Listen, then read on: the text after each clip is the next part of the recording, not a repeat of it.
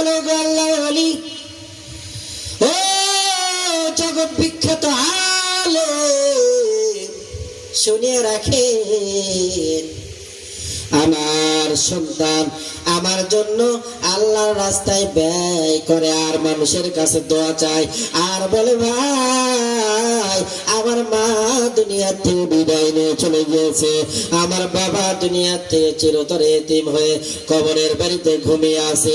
ওই সমস্ত ব্যক্তিগুলো যখন দোয়া করে, আল্লাহ রাব্বুল আলামিন আমার সন্তানের দানের কারণে, আমার সন্তানের সব রেসানির কারণে আল্লাহ তাআলা আমারে জান্নাতের ভেতরে এইরকম রাজ সিংহাসনের আলা মাকামের ব্যবস্থা করে দিয়েছে।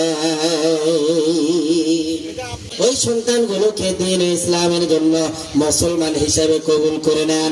খালি গোটকাক দিয়ে কাটানোর নামে মুসলমানি নয়।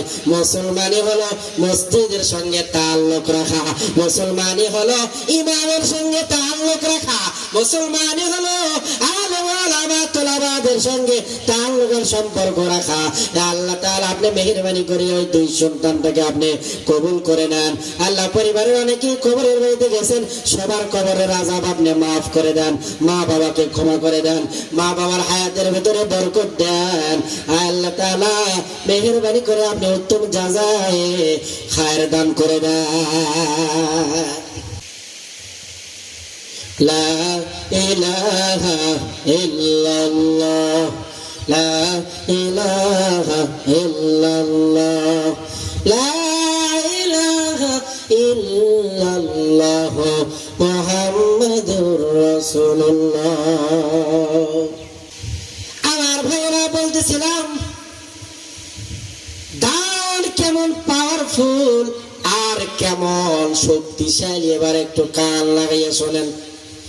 জমিন আল্লাহ তাআলা এত শক্তিশালী করে বানিয়েছেন, মাঝে মাঝে জমিনে কোদাল মারলে কোদাল উষ্টা মেরে ওঠে। জমিন এত শক্তিশালী, মাটি এমন শক্তিশালী যে মাটির পোড়াইয়া ইট বানানো হয়। ওই ইট দিয়েই কিন্তু ঢাকার শহরে 30 তলা 32 তলা বিল্ডিং হয়। কথা বলেন ঠিক কিনা? মাটি এমন শক্তিশালী, এত দামি। এই মাটির চাইতেও দান পাওয়ারফুল, এই মাটির চাইতে দামি আল্লাহ তাআলা শক্তিশালী করে পাহাড় বানিয়েছেন। পাহাড়ের চাইতে আল্লাহ রাব্বুল আলামিন শক্তিশালী করে লোহার বানিয়েছেন। ফেরেশতারা এবার অবাক হয়ে আল্লাহ তাআলাকে জিজ্ঞাসা করলেন, ও আল্লাহ, এই লোহার চাইতে কি শক্তিশালী আর কোন জিনিস আপনি বানিয়েছেন? আল্লাহ তাআলা জানিয়ে দিলেন, ওগো ফেরেশতার দল, এই লোহার চাইতে আমি আল্লাহ তাআলা শক্তিশালী করে বানিয়েছি হইল আগুনকে। লিল্লাহি তাকবীর। ও মালিক, এই আগুনের চাইতে কি আপনি আরো কোন দামি আর পাওয়ারফুল জিনিস বানিয়েছেন নাকি? আল্লাহ তাআলা জানিয়ে দিলেন, আগুনের চাইতে আমি আল্লাহ তাআলা পাওয়ারফুল করে বানিয়েছি হলো পানিকে। আগুন যত বড়ই তেজ ওয়ালা হোক না কেন, পানি দেওয়ার সঙ্গে সঙ্গে আগুনের আর মাতাব্বরি আর মাস্তানি থাকে না। কারণ আল্লাহ তাআলা আগুনের মাস্তানিকে ঠান্ডা করার জন্য পানিকে বড় পাওয়ারফুল করে বানিয়েছেন। পাহাড় এত বড় শক্তিশালী, পাহাড়ের মাঝখানে লোহার কাছে টেকে না। জমিন এত বড় শক্তিশালী, জমিনের মাতাব্বরি আর নড়াচড়া পাহাড়ের কাছে টেকে না। ফেরেশতারা আল্লাহ তাআলাকে জিজ্ঞাসা করলেন, ওগো আল্লাহ, পানির চাইতে কি আপনি দামি আর পাওয়ারফুল কোন জিনিস বানিয়েছেন নাকি? আল্লাহ তাআলা জানিয়ে দেয়, ফেরেশতারা রে,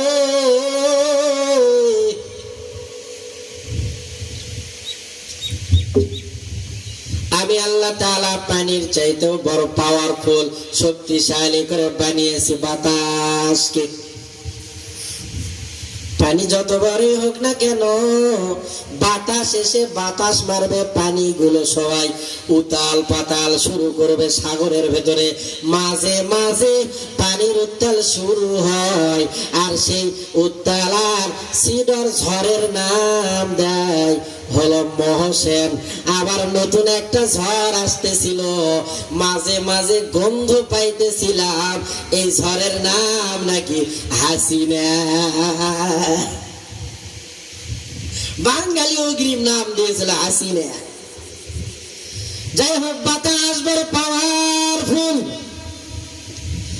সাগরের ভেতরে কত মিলিয়ন বিলিয়ন পানি, যে পানির কোনো হিসাব নাই, পানিগুলো সব স্থির থাকে।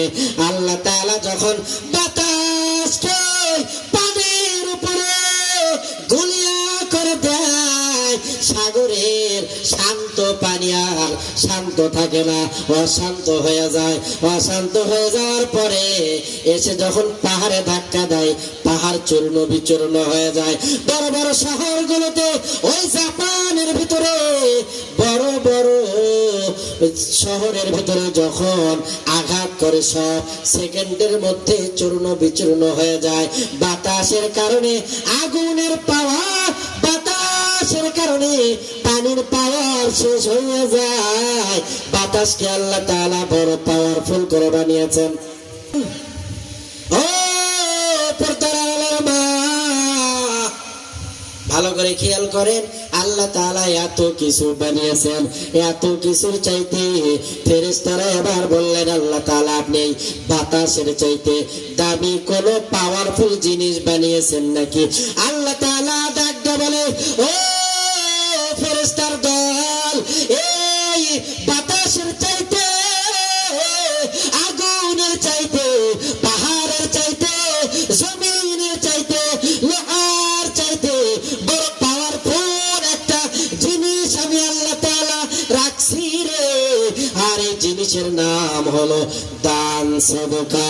কারণ দান সদকার এত পাওয়ার, দান সদকা বিপদ আসবে, দান সদকা বিপদ হঠাৎ দিতে পারে। দান সদকার এমন পাওয়ার, আগুনের ভিতরে মানুষ কাউকে ফেলা দিছে, আল্লাহ তাআলা দানের কারণে আগুনের ভিতর থেকে সব শক্তি উঠায় নিতে পারে।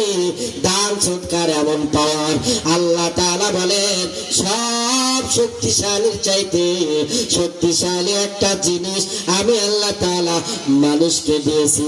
আর এই শক্তিশালী জিনিসের নাম হইল as-সাদাকা। ও হাটগড় এলাকার মা, ভালো করে শোনেন। একদিন আপনি নতুন বউ হয়ে ঘরেতে ঢুকছিলেন, আশেপাশের মানুষগুলো কত আনন্দ, কত খুশি। আবার একদিন দুনিয়াতে বিদায় নিয়ে চলে যাবেন। আসার সময় পরনে লাল বেনারসি, মাথায় কত রকমের সুসজ্জিত কাপড়। ও হাটগড় এলাকার মা, যেই দিন লাল বেনারসি পরে বাড়িতে ঢুকছিলেন, সবাই কত আনন্দ, কত হাসি। শাশুড়ি আম্মা আরো বড় খুশি, যদিও এখন অখুশি, প্রথম দিন কিন্তু ছিল বড় খুশি। আবার যেই দিন দুনিয়ার থেকে বিদায় নিয়ে চলে যাবে, যদি শাশুড়ির সঙ্গে সম্পর্ক ভালো না থাকে, সেই দিনও শাশুড়ি বড় খুশি।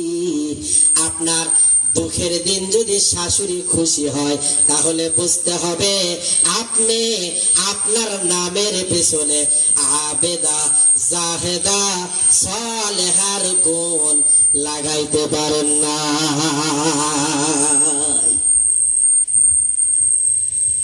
এবার লাল বেনারসি আর শরীরে নাই, দামি দামি রঙিন কাপড়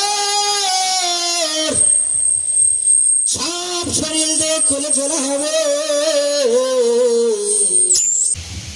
একদিন আমাকে আপনার বিদায় নিয়ে চলে যেতে হবে। নিজ সন্তানের চক্ষুর কিনারা দিয়ে দর দর করে পানির ফোঁটা পড়বে। মসজিদের মাইকে আপন মানুষগুলো এলান দিবে, আর ডাকতে বলবে, হুজুর আমার মা দুনিয়া থেকে বিদায় নিয়ে চলে গিয়েছে, বাবা দুনিয়া থেকে বিদায় নিয়ে চলে গিয়েছে, একদিন আমার নাম হবে লাশ, একদিন আমার নাম হবে লাশ। নিচে মাটির বিছানা ওপরেতে বাস, নিচে মাটির বিছানা ওপরেতে বাস, যেদিন আমি হব লাশ, যেদিন আমি হব লাশ, একদিন আমার নাম হবে লাশ। এলাকার মা ও ভাই ও বোন, বলতেছিলাম মসজিদ আমার আপনার নাম একদিন এলান হয়ে যাবে,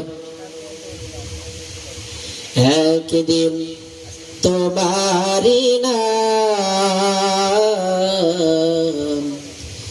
মসজিদে হবে এলান, একদিন তোমারই নাম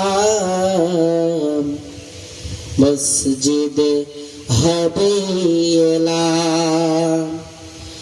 তৈরি থেকো, তৈরি রেখো কবরের মান সামান, একদিন তোমার নাম মসজিদে হবে এলান। তৈরি থেকো, তৈরি রেখো কবরের মান সামান, একদিন তোমারই নাম মসজিদে হবে এলান। যখন আমার আপনার নাম মসজিদের মাইকে এলান হয়ে যাবে, সব পরে রবে দুনিয়ায়, কিন্তু আমি আপনি কি নিয়ে গেলাম কবরে? ওই ব্যক্তি বড় হতভাগা যারা দুনিয়াতে থাকে কিন্তু নিজের জন্য কোনো কিছু সঞ্চয় করে যায় না। দুনিয়াতে 60-70 বছর বাঁচার পিছনে কত প্ল্যান প্রোগ্রাম, জমি ক্রয় করতে হবে, বাড়ি করতে হবে, ঘর করতে হবে, সন্তানের জন্য এই করতে হবে, ওই করতে হবে, সেই করতে হবে, কত প্ল্যান প্রোগ্রাম, চলার জন্য গাড়ি ক্রয় করতে হবে, বাড়ি ক্রয় করতে হবে। আখিরাতের জিন্দেগি, যে জিন্দেগির কোনো শেষ নেই, ওই বাড়ির জন্য আমি আপনি কি করেছি? ওই জগতের জন্য আমি আপনি কতটুকু প্রস্তুতি অর্জন করেছি? এই জন্য শেখ সাদি বলেছিলেন গুলিস্তা কিতাবের মধ্যে যে সবচাইতে চালাক তো ওই ব্যক্তি যে ব্যক্তি দুনিয়াতে কামাই করে, খায় এবং আখিরাতের জন্য সঞ্চয় করে। চালাক ওই ব্যক্তি নয় যে দুনিয়াতে কামাই করলো আর দুনিয়াতে স্বাচ্ছন্দ্যে চড়লো, বিল্ডিং বাড়িতে থাকলো, আর গরুর গোশত আর ইলিশ মাছ ছাড়া ভাত খাইলো না। ওই ব্যক্তির ব্যাপারে বলা হয় নাই, বলা হয়েছে ওই ব্যক্তি চালাক, ওই ব্যক্তি সফল, যে ব্যক্তি দুনিয়াতে থাকাকালীন সময় আখিরাতের জন্য কোনো কিছু সঞ্চয় করে গেল। এজন্য আখিরাতের জন্য সঞ্চয় করার জন্য আমরা সকলেই আল্লাহর ঘর মসজিদের জন্য দান করার চেষ্টা করি। অনেকেই দান করেছেন, রাতেও আপনারা হাজারো হাজারো টাকা দান করেছেন। আপনাদের দান দক্ষিণার মাধ্যমেই মসজিদ আজকে এত দূর, আলহামদুলিল্লাহ। আপনাদের দান দক্ষিণার হাত গুটিয়ে গেলে চলবে না, আগামীতে আরো দানের হাত প্রসার করতে হবে। এই জন্য আমরা সকলেই আল্লাহর ঘর মসজিদের জন্য বেশি থেকে বেশি দান করার চেষ্টা করি। নিজেদের সন্তানের হাতে বা নিজেরা এসে মসজিদের জন্য দান করার চেষ্টা করি। যারাই দান করলেন আল্লাহ পাক সকলের দানকে কবুল করেন, সকলেই বলে আমিন। আমার ভাইরা, বলা হয়েছিল যে ব্যক্তি দান করে আল্লাহ রাব্বুল আলামিন আজরুহুম ইনদা রাব্বিহিম একে 10 গুণ দুনিয়াতে বৃদ্ধি করে দেন। একে কয় গুণ? একে 10 গুণ আল্লাহ তাআলা দুনিয়াতে বৃদ্ধি করে দেন। আম্মা জান ফাতেমা, নবীজির কলিজার টুকরো ছোট মেয়ে, আলী রাদিয়াল্লাহু তাআলা আনহুর সঙ্গে বিবাহ বন্ধনে আবদ্ধ করেছিলেন। আলী রাদিয়াল্লাহু তাআলা আনহু এমন গরীব সাহাবী, বিবাহ করার মতো মহারানা দেওয়ার মতো কোনো কিছু নাই। মা ফাতেমা 3 দিন হলো অসুস্থ। ফাতেমা রাদিয়াল্লাহু তাআলা আনহা ডাক দেওয়ার, প্রাণের স্বামী আমার 3 দিন হলো পেটে কোনো দানা পানি নাই। আর আমাদের বিবির যদি একটু 3 ঘন্টা দেরি হয় বাজার থেকে আসতে, গাড়ির অভাব নাই, কথা হন ঠিক কিনা? এরাও আবার ফাতেমার সঙ্গে জান্নাতে যেতে চায়। স্পষ্ট ভাষায় বলছি, ও ফাতেমার নেতৃত্বে যদি জান্নাতে যেতে চান, অবশ্যই আপনাকে ধৈর্যশীল হতে হবে। আলী রাদিয়াল্লাহু তাআলা আনহুকে বলছে, ও প্রাণের স্বামী আমার, 3 দিন হলো পেটে কোনো খাবার নাই। ঘরের ভেতরে একটা চাদর আছে, চাদরটা বিক্রি করে প্রাণের স্বামী 3 দিন হলো অসুস্থ, খাবার খাইতে পারি না, একটা আনার ক্রয় করে নিয়ে আসেন। আলী রাদিয়াল্লাহু তাআলা ঘর থেকে চাদরটা নিয়ে বাজারে গিয়ে বিক্রি করে একটা আনার ক্রয় করেছে। আল্লাহ তাআলা কত বড় কুদরতওয়ালা! আল্লাহ তাআলা আলীরে পরীক্ষা করার জন্য সামনে ফেরেশতাকে ভিক্ষুকের রূপ নিয়ে আলীর সামনে দাঁড় করায় দিছে। ও আলী, আজকে 4 দিন হলো কিছু খাই না, কিছু যদি পারেন আপনি দান করে দেন। আপনি যে আনার ক্রয় করছেন, আনার থেকে কিছু আনার আমারে দেন। আলী রাদিয়াল্লাহু তাআলা আনহু চিন্তায় পড়ে গেলেন, আমি আনার ক্রয় করছি, এই ভিক্ষুক জানলো কেমনে রে? আলী রাদিয়াল্লাহু তাআলা আনহু চাদরের নিচ থেকে আনার বের করছে,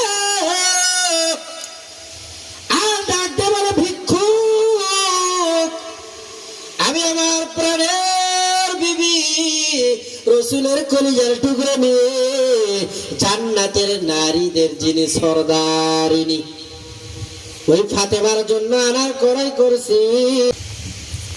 ওগো আল্লাহ, এবার আলী রাদিয়াল্লাহু তাআলা আনহু ওই চাদরের নিচ থেকে আনার বের করার পরে অর্ধেক ভাগ করে, অর্ধেক ওই ফেরেশতা যিনি ভিক্ষুকের ভান ধরে এসেছেন তার দান করে দিয়েছে। ফেরেশতা ভিক্ষুক এবার অর্ধেক খাওয়ার পর বলে, আলী, অন্তরে বড় তৃষ্ণা লাগছে রে, পুরাটা যদি দিতা তাহলে আমি বড় তৃপ্তি পাইতাম, আর খেয়ে দোয়া করতাম। আলী রাদিয়াল্লাহু তাআলা আনহু মুসিবতে পড়ে গেল। আহারে, বিবির জন্য আনার ক্রয় করছি, বিবি আমার অসুস্থ, যেই বিবি জান্নাতের নারীদের সরদারিনী। ওই ফাতেমা কি বলে শোনেন, শোনেন ও মা। ফাতেমা রাদিয়াল্লাহু তাআলা আনহা মৃত্যুর আগ দিয়ে স্বামী আলীর ওসিয়ত করে, ও গো আলী, আমি মৃত্যুবরণ করার পরে ওই মাইকে যেন এলান না হয়, আমি মৃত্যুবরণ করার পরে আমার কাফন দাফনের ব্যবস্থা আপনারাই করবেন, ভিন্ন কোনো মানুষ যাতে আর না দেখে।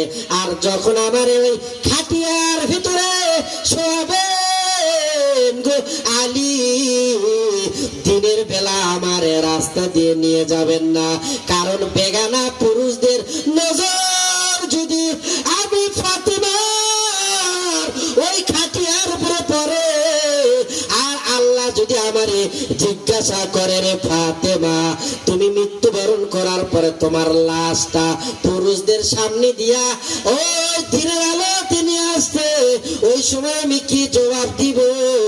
ও মা, ওই ফাতেমার যদি মৃত্যুর পরে এমন চিন্তা হয়, আমার মা বোনদের যে অবস্থা, ওই ফাতেমার নেতৃত্বে জান্নাতে যাইতে চাইলে পর্দার দরকার আছে না নাই? ফাতেমা রাদিয়াল্লাহু তাআলা আনহা মৃত্যুর পরে পর্দার ব্যাপারে কতটুকুন সচেতন? ও আলী, দিনের আলোতে আমার লাশটা কবরে নিবা না, কারণ পুরুষদের নজর পড়তে পারে যে এই খাটিয়ার ভেতরেই ফাতেমা।